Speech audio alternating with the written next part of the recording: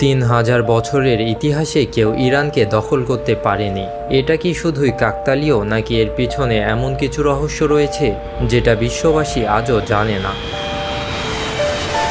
আজকের ভিডিওতে জানবেন কেন ইরানকে সামরিকভাবে হারানো শুধু কঠিনই নয়, প্রায় অসম্ভব। সবশেষে এমন এক স্ট্র্যাটেজি দেখাবো যেটা ইসরায়েল এবং পশ্চিমারা এখনো প্রকাশ্যে স্বীকার করে না।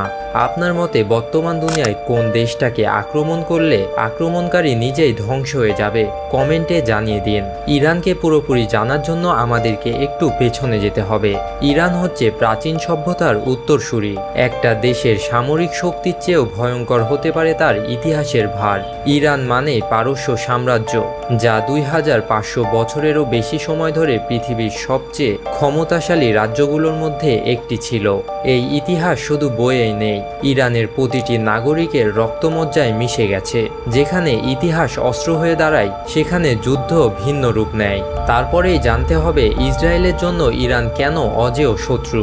ইসরায়েলের কাছে ইরান হলো এমন এক প্রতিপক্ষ যার প্রতিটি পদক্ষেপ যেন একটি দাবার চাল। ইসরায়েলের সামরিক প্রযুক্তি যতই আধুনিক হোক না কেন, ইরান তার কৌশল দিয়ে আগুন জ্বালিয়ে রাখে পুরো মধ্যপ্রাচ্যে। ইরানের মিসাইল রেঞ্জ, হিজবুল্লাহ, হামাস ও অন্যান্য প্রক্সি গ্রুপদের সমর্থন, সব মিলিয়ে ইরান যেন এক জটিল পাজেল। এ কারণেই ইসরায়েলের সামরিক ও রাজনৈতিক মহলে ইরানকে বলা হয় নন ডিফিটেবল এনিমি। যাকে চেনা যায় তাকে দমন করা যায়, কিন্তু ইরান প্রতিনিয়তই রূপ বদলায়।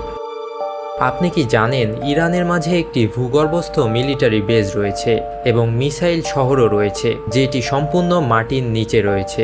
কোনো জিনিস ধ্বংস করার আগে সেটি খুঁজে বের করতে হয়, কিন্তু ইরান তার ক্ষেপণাস্ত্র, যুদ্ধবিমান, ড্রোন, এমনকি ফুয়েল ট্যাঙ্ক পর্যন্ত ভূগর্ভস্থ শহরে লুকিয়ে রেখেছে। 2015 সালে ইরান নিজেই এর ছবি প্রকাশ করে এবং একরকম হুমকি দিয়েছিল, আমাদের মিসাইল আসবে মাটির নিচ থেকে এবং হঠাৎ করে।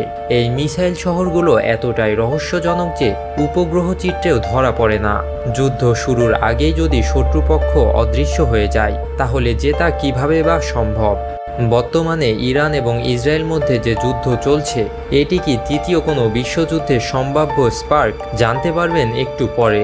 ইউক্রেন যুদ্ধের মতো বড় সংঘাত যখন দুনিয়াকে টলিয়ে দেয়, তখন ইরান একেবারে আরেক লেভেলের একটি মহাবিপদ। কারণ ইরান শুধু একটা দেশের বিপক্ষে নয়, বরং ইসরায়েল, যুক্তরাষ্ট্র, সৌদি আরব, এমনকি ন্যাটো জোটেরও বিরুদ্ধে অবস্থান নিতে পারে। একটা ভুল সিদ্ধান্ত, একটুকু উত্তেজনা, আর পুরো মধ্যপ্রাচ্য অগ্নিগর্ভ হয়ে উঠতে পারে। বিশ্ব রাজনীতিবিদরা এটাকে বলেন দ্য ইরান স্পার্ক থিওরি, যে যুদ্ধে ঢুকলে বেরোনোর কোনো রাস্তা থাকে না। আগুনে দাঁড়ালে পোড়া নিশ্চিত, এবং ইরান হচ্ছে সেই আগুন।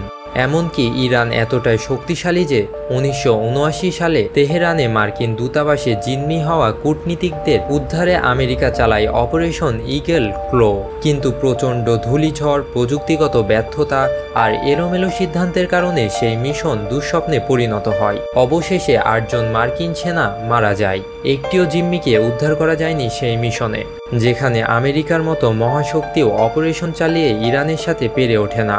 তাহলে একবার চিন্তা করে দেখেন ইরান আসলে কতটা শক্তিশালী। ইরানের শক্তিশালী হওয়ার পেছনে আরেকটি কারণ হচ্ছে পাহাড় ও মরুভূমির মিলিত প্রতিরক্ষা।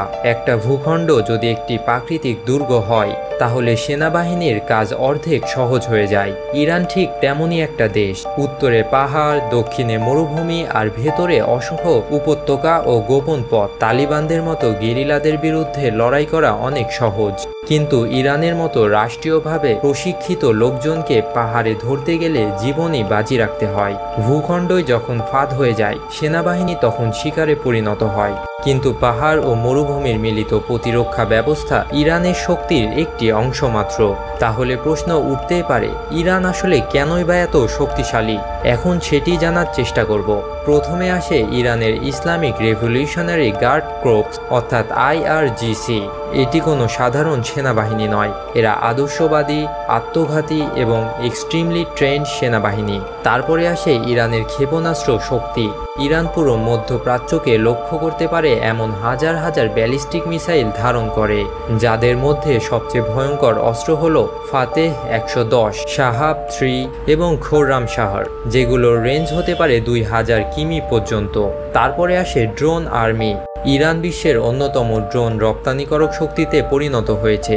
শাহেদ 136 ও মহাজের 6 এগুলোর মতো ড্রোনগুলো ইউক্রেন যুদ্ধেও রাশিয়া ব্যবহার করছে। এই ড্রোনগুলো কম দামে তৈরি, কিন্তু ক্ষতি করতে পারে প্রায় কোটি টাকার। তারপরে আসে সাইবার আক্রমণ। ইরানে রয়েছে APT-33 এবং APT-34 নামে পরিচিত সাইবার ইউনিট, যারা বিশ্বের বড় বড় ইনস্টিটিউটও হ্যাক করতে সক্ষম। এই সাইবার বাহিনী একাধিকবার সৌদি আরবের তেল কোম্পানি থেকে শুরু করে ইসরায়েলি সার্ভার ও মার্কিন গ্যাস পাইপলাইনেও সাইবার হামলা করেছে। এবং অবশেষে আসে ইরানের প্রক্সি বাহিনী, যেটি ইরানের গোপন অস্ত্র হিসাবে কাজ করে। লেবাননে রয়েছে হিজবুল্লাহ, ইয়েমেনে রয়েছে হুতি এবং ইরাকে রয়েছে PMF। এরা সবাই ইরানের ঘনিষ্ঠ মিত্র। ইরান সরাসরি যুদ্ধ না করেও এদের দিয়ে শত্রুর ঘাড়ে আগুন জ্বালিয়ে রাখতে পারে। এই সবগুলো পয়েন্ট মিলিয়ে বর্তমান সময়ে ইরান হয়ে উঠেছে অপ্রতিরোধ্য।